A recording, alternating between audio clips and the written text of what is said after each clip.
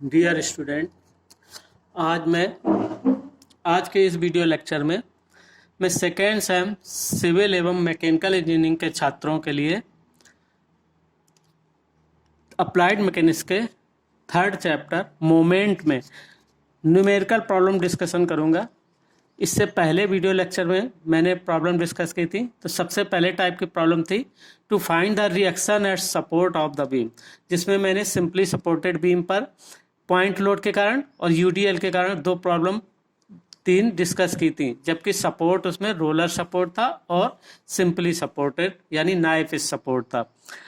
अब अगर किसी बीम पर हिंज सपोर्ट लगाओ, जैसे कि ये चित्र में दिखाई गई एक धरण है, इसमें हिंज सपोर्ट लगा हुआ है और हिंज सपोर्ट में अगर बीम के ऊपर भार सारे वर्टिकल है तो इसमें भी रिएक्शन ऊर्ध्वाधरी मानी जाती है ऊपर की ओर।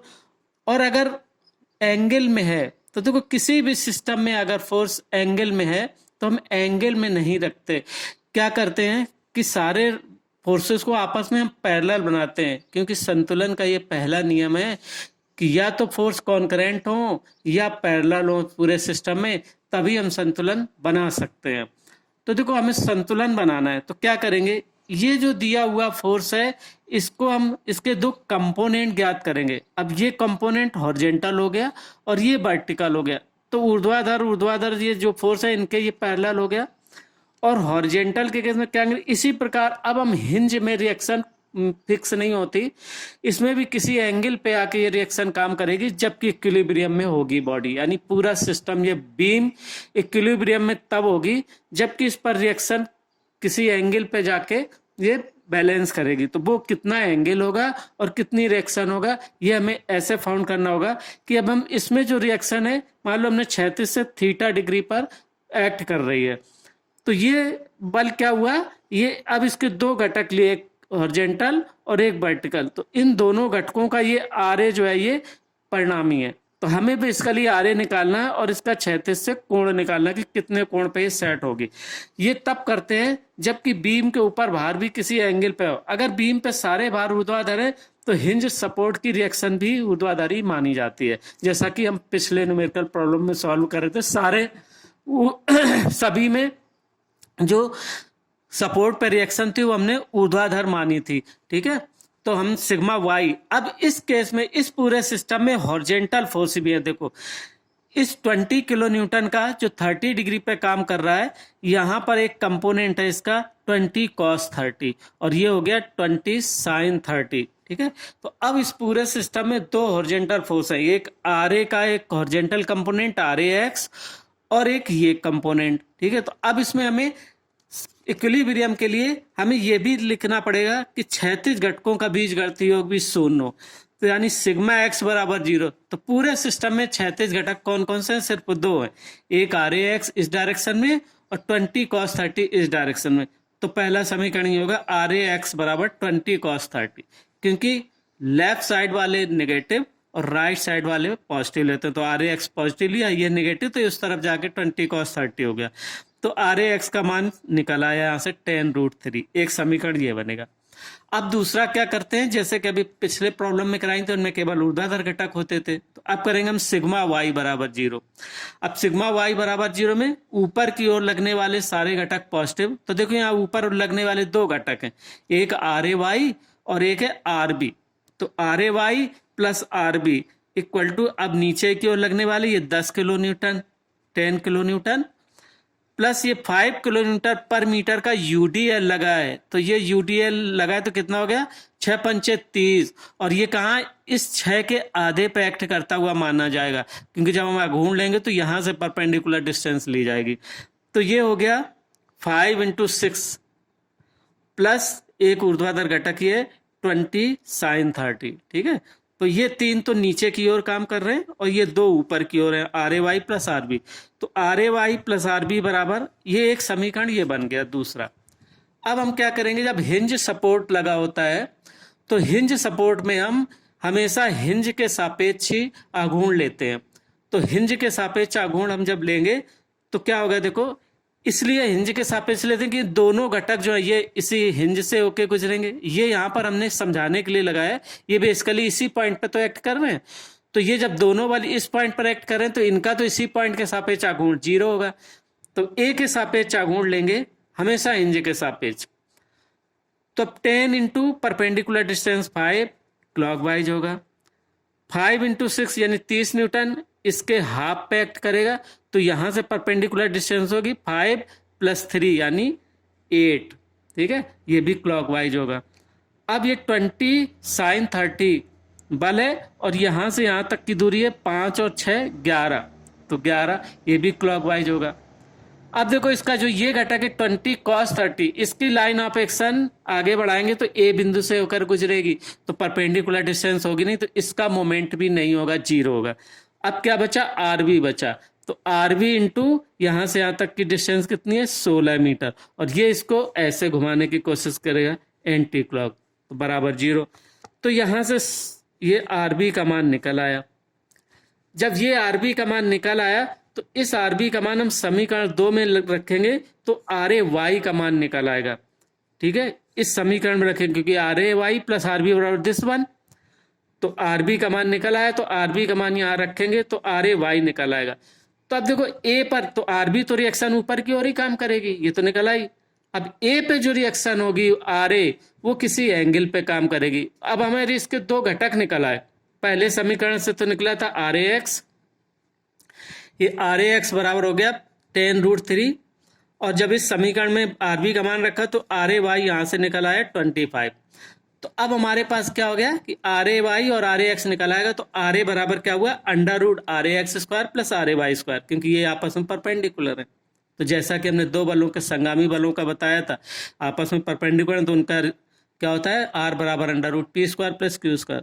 तो ये यहां से इसकी वैल्यू निकल आएगी। अब इसको सॉल्व कर लेना कैलकुलेटर से, कितने किलो न्यूटन। ठीक है, अब मान लो आर ए का 36 से झुकाव, तो tan थीटा बराबर क्या होगा, RAY/RAX यानी 25/10√3, थीटा और tan इनवर्स दिस वन।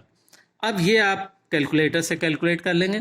ठीक है, तो अब इस तरीके की ये मैक्सिमम है, रिएक्शन की प्रॉब्लम इससे ज़्यादा आपको नहीं आती अगर ये सारी प्रॉब्लम सॉल्व कर लेंगे।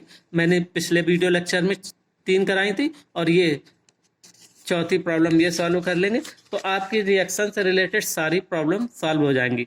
अब हमें प्रॉब्लम सॉल्व करना है किस पर बेस, लीवर। देखो अब लीवर क्या होता है कि लीवर एक छड़ होती है जिसको कि हम किसी पॉइंट पर हिंज कर देते हैं।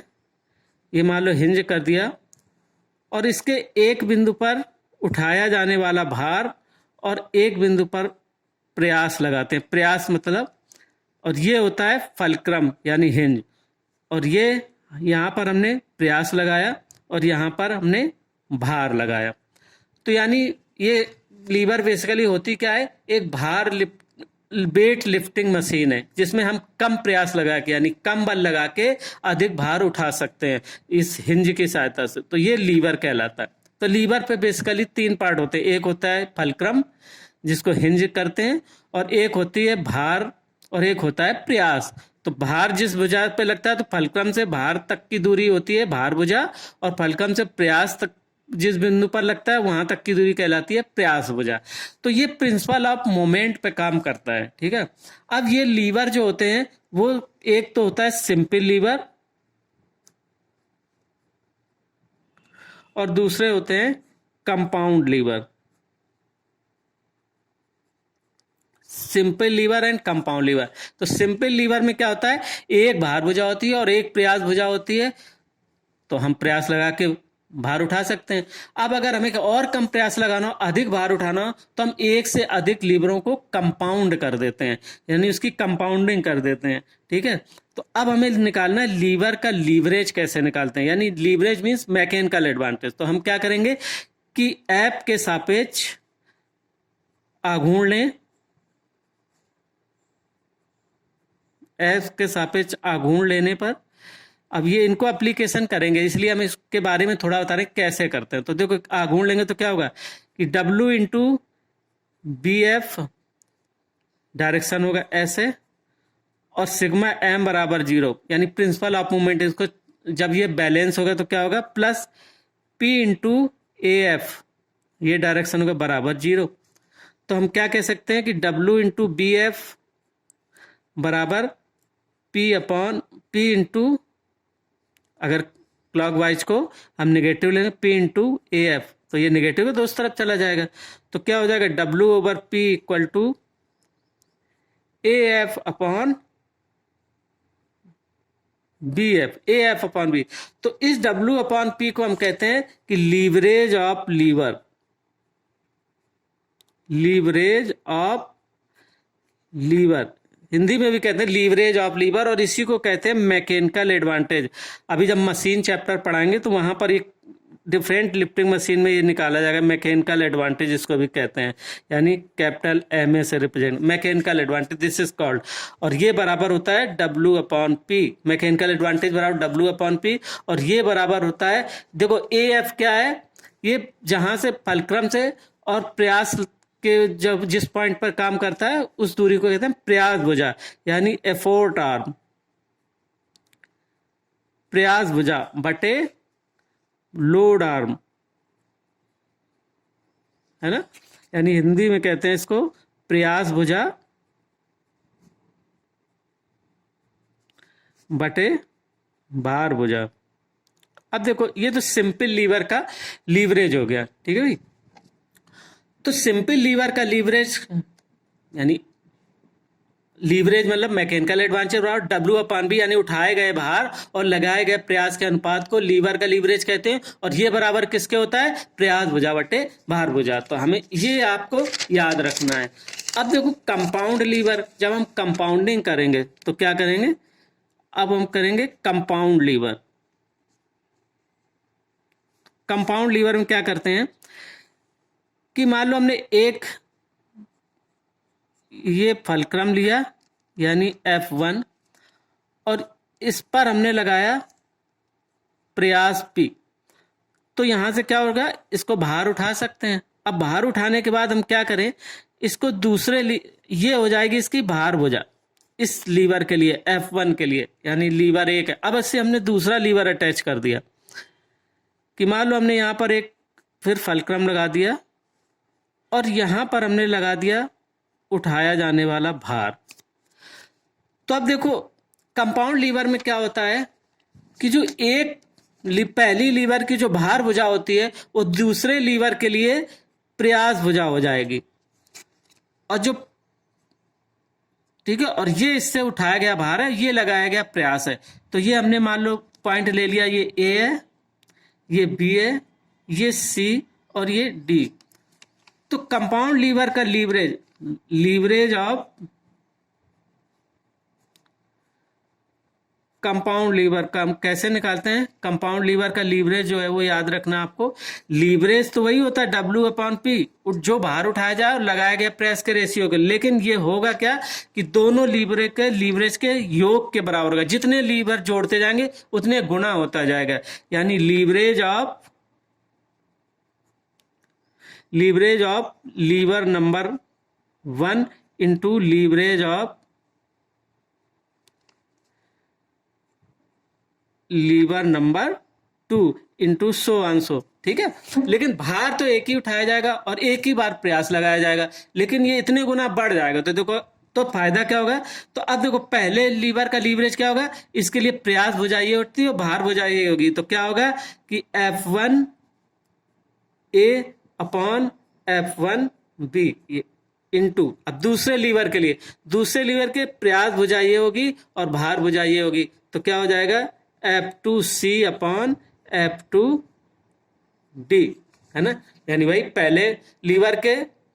तो अब इसके लिए देखो ये प्रयास भुजा है, ये भार भुजा है, यहां के लिए क्या है, ये प्रयास भुजा है और ये भार भुजा है, ठीक है। तो इस तरीके से जितने भी लीवर, हम मान लो यहां हम एक और जोड़ते थे तो इस लीवर की भार भुजा उसके तीसरे वाले की प्रयास भुजा हो जाती। तो ऐसे इस कंपाउंड लीवर का लीवरेज हम निकालते हैं। और अगर चाहे सिंपल लीवर हो चाहे कंपाउंड लीवर हो, अगर ये इनके फलक्रम और भार और प्रयास ये अगर एक ही सीध में है तो ये कहलाते हैं स्ट्रेट लीवर, सीधा लीवर, यानी सिंपल एंड कंपाउंड। और अगर इनकी भुजा को हम एंगल पे किसी कर दें कि मान लो यहां भार उठा रहे हैं W और यहां पर हम प्रयास लगा रहे हैं P, तो this is called the bell crank liver.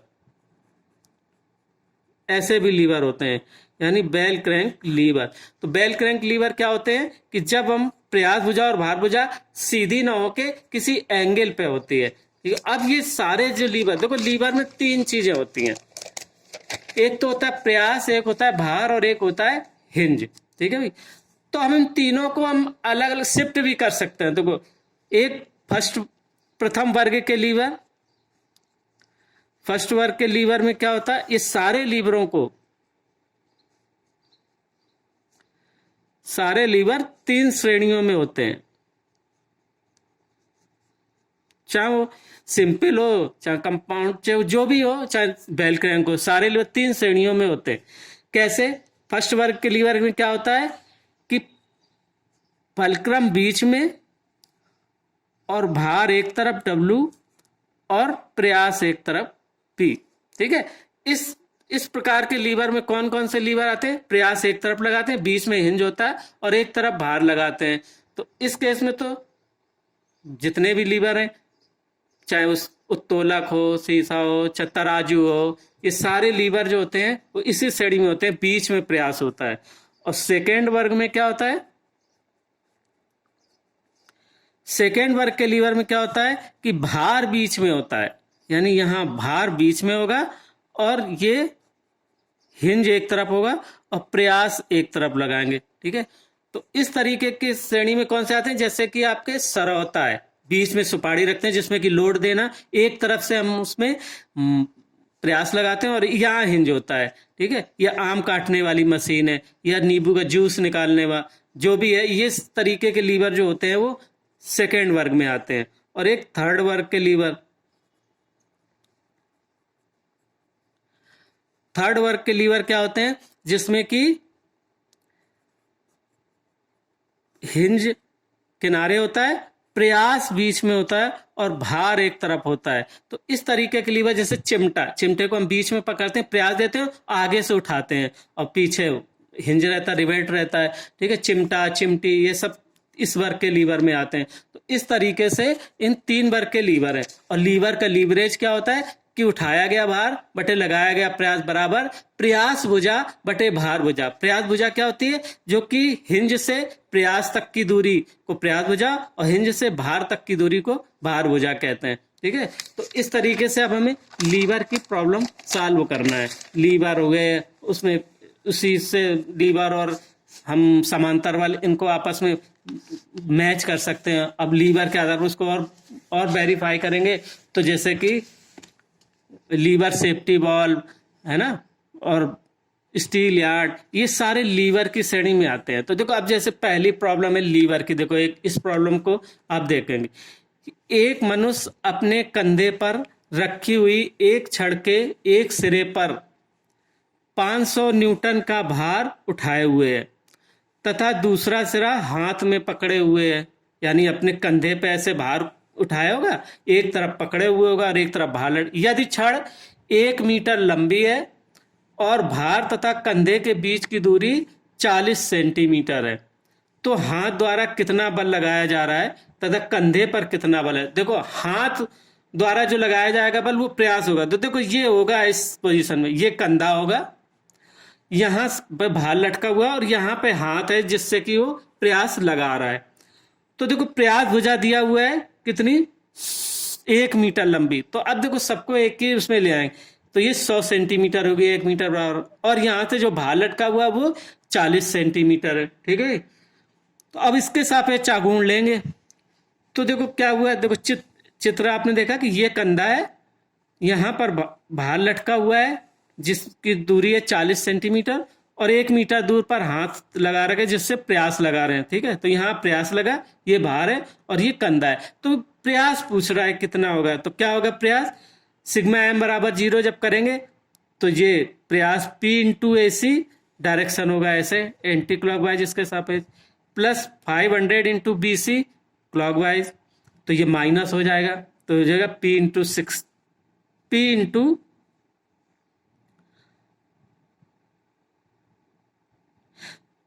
Total जो छड़ है वो 100 सेंटीमीटर है टोटल छड़। तो इतना 40 है तो इतना बचेगा 60 सेंटीमीटर, ठीक है ना। वो पूरे छड़ की लंबाई है, तो छड़ ऐसे कंधे में रखा है और 40 सेंटीमीटर दूर आप बाहर लगाया है, तो हाथ का कितनी दूर रहेगा 60 सेंटीमीटर पर। तो क्या हो गया P इंटू 60 माइनस 500 इंटू 40, तो P बराबर दिस वन, ये आंसर आ गया। अब कंधे पर कह रहे रिएक्शन क्या होगी, रिएक्शन क्या होगी, रिएक्शन ऊपर की ओर कंधे पे काम करेगी, तो रिएक्शन आ रही कैसे निकलेगी, सिग्मा y बराबर 0, क्योंकि प्रयास नीचे की ओर है, भार नीचे की ओर है, तो रिएक्शन R बराबर क्या हो जाएगा P प्लस W। अगर सिग्मा y बराबर 0 करेंगे तो यहां से रिएक्शन का मान निकला है, ठीक है। आई थिंक क्लियर हो गई होगी। एक सिंपल लीवर की प्रॉब्लम है कि कंधे पे छड़ रखी है, 100 सेंटीमीटर लंबी है, उसमें कंधे से 40 सेंटीमीटर दूर बाहर लटका है, तो शेष बचा 60 सेंटीमीटर। हाथ से कितना प्रयास लगाया जाएगा, तो P का मान निकालना है। और कंधे पर रिएक्शन कितना काम करेगा, प्रयास भी नीचे की ओर लगा है, भार भी नीचे की ओर लगा है, और तो रिएक्शन ऊपर की ओर होती है। कहीं भी टिकाएंगे, किसी भी सरफेस पर कोई भी चीज टिकी होती है, उसके हमेशा परपेंडिकुलर डायरेक्शन में रिएक्शन होती है। तो कंधे में जब टिकाएंगे छड़ को, तो इसमें ऊपर की ओर लगेगी, तो यहां से रिएक्शन निकल आई, ठीक है। तो एक ये लीवर की है। अब देखो दूसरी प्रॉब्लम है, संयुक्त कंपाउंड लीवर की प्रॉब्लम है। देखो ये चित्र है, इस चित्र में एक कंपाउंड लीवर है। एक लीवर तो ये जिसकी प्रयास भुजाई है, भार भुजाई है। दूसरा लीवर ये यहाँ पर हिंज है, तो हिंज से ये तो हो गई भार भुजा और ये हो गई प्रयास भुजा, क्योंकि पहले वाले की भार भुजा दूसरे के लिए प्रयास का काम करते हो, तो प्रयास यहाँ लगेगा, भार यहाँ पर लगेगा। बस आपको देखना है हिंज कहाँ पर है और हिंज से भार कहाँ लगा है। हिंज से भार तक की दूरी भार भुजा होती है और हिंज से प्रयास तक की दूरी प्रयास भुजा होती है। तो देखो पहले वाले के लिए जो लीवरेज होगा वो क्या होगा, प्रयास भुजा 3 भार भुजा 1, तो 3/1 है ना। तो कंपाउंड लीवर का लीवरेज क्या होता है, पहले का लीवरेज इंटू दूसरे का लीवरेज। तो ये fourth arm of lever number 1 की कितनी होगी, ED, और इसके भार भुजा DC, तो 3/1। और भार उठाया जाने वाला 4 किलो न्यूटन है और प्रयास हमें निकालना है, तो 4/P बराबर 3/1 इंटू 3/1, तो P का मान इतने किलो न्यूटन निकला है, ठीक है भाई। कंपाउंड लीवर है, तो इस लीवर का लीवरेज होगा प्रयास भुजा बटे भार भुजा 3/1। इस वाले लीवर का लीवरेज क्या हो गया, प्रयास भुजा हो गई 3 और भार भुजा हो गई 3/1, तो दोनों का 3/1 इंटू 3/1। और उठाया जाने वाला भार है 4 किलो न्यूटन, तो प्रयास P का मान निकालना है, तो W/P बराबर पहले का लीवरेज इंटू दूसरे का लीवरेज, तो आपका प्रयास निकाला है। तो ये एक लीवर की, simple lever and compound lever की एक प्रॉब्लम है, ठीक है भाई। इसी तरीके की लीवर की प्रॉब्लम अब आगे और आएंगी, जैसे कि हम steelyard, lever safety valve, और फिर हम कपुल से रिलेटेड प्रॉब्लम होंगी और इक्विलिब्रियम से कुछ एक रिलेटेड प्रॉब्लम और होंगी। तो ये अब हम आपको नेक्स्ट लेक्चर में, यानी नेक्स्ट वीडियो लेक्चर में आपको इससे संबंधित जो भी प्रॉब्लम है वो आपको सॉल्व करना सिखाएंगे। तो ये एक एक प्रॉब्लम आप देखते हुए चलना, देखना सिंपल सी चीजें हैं, अगर इनको दिमाग बैठा लोगे कभी गलती नहीं होगी। केवल उसका फिगर दिमाग में बैठाना है आपको माइंड में, कि जैसे अब स्टील यार्ड बताएंगे तो स्टील यार्ड क्या होता है, ठीक है, उसमें कौन कौन सी चीजें होती हैं, कितने कितने भुजा होती हैं। और इसी तरीके से लीवर सेफ्टी वॉल्व क्या होता है, इस तरीके का। तो ये वॉल्व ऐसे फिगर आपको याद करने पड़ेंगे। तो जो भी चीज दी हो आप नोट करते जाएं कि क्या क्या दिया हुआ है और हमें क्या क्या निकालना है। तो इस तरीके से प्रॉब्लम सॉल्व करते हैं। तो बाकी की प्रॉब्लम हम नेक्स्ट वीडियो लेक्चर में आपको बताएंगे, और अगले वीडियो लेक्चर में सारी प्रॉब्लम सॉल्व कराने के बाद ये चैप्टर बिल्कुल फिनिश हो जाएगा और फिर हम दूसरा चैप्टर शुरू करेंगे, फ्रिक्शन। Okay, thank you.